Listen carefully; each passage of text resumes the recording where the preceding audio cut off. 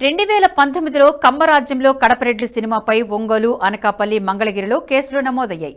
అయితే ఈ కేసులలో విచారణకు హాజరు కావాలని మరోసారి రామ్ గోపాల్ వర్మకు నోటీసులు జారీ చేశారు గుంటూరు సిఐడి అధికారులు. ఇప్పటికే సిఐడి నోటీసులను సవాల్ చేస్తూ తెలంగాణ హైకోర్టులో పిటిషన్ దాఖలు చేశారు. ప్రస్తుతం కేసు ట్రయల్ కొనసాగుతుండగానే వర్మకు సిఐడి నుంచి మరోసారి నోటీసులు అందాయి. ఈ కేసుకు సంబంధించి ఇప్పటికే గుంటూరు సిఐడి అధికారులు రామ్ గోపాల్ వర్మకు ఫిబ్రవరి 10న నోటీసులు జారీ చేశారు. విచారణకు వర్మ గైర్హాజరై సిఐడి కార్యాలయానికి తన న్యాయవాదిని పంపారు. సినిమా ప్రమోషన్ ఉన్న నేపథ్యంలో విచారణకు రాలేనని, తనకు మరో 8 వారాల గడువు ఇవ్వాలని అభ్యర్థించారు.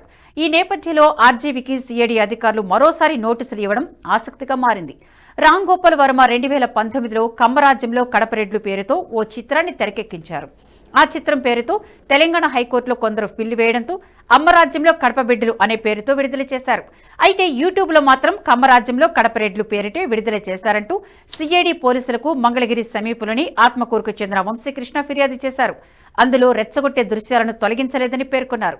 ఈ మేరకు వర్మపై మంగళగిరిలోని సిఐడి పోలీస్ స్టేషన్లో గత ఏడాది నవంబర్ 29న కేసు నమోదైంది. ఈ కేసుకు సంబంధించిన నోటీసులను ఆర్జీవీకి ఇటీవల ఒంగోలులో సిఐడి అధికారులు అందజేశారు. కేసులో విచారణకు హాజరు కావాల్సి ఉండగా వర్మ గడువు కోరారు.